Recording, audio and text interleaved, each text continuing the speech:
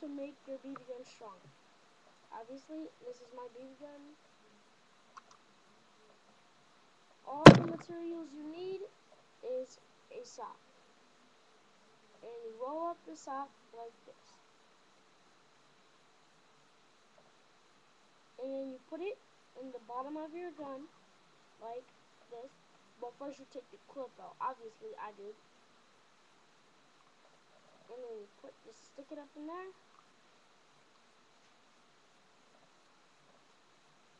And done.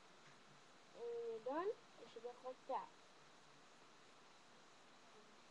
So, I'm gonna cock it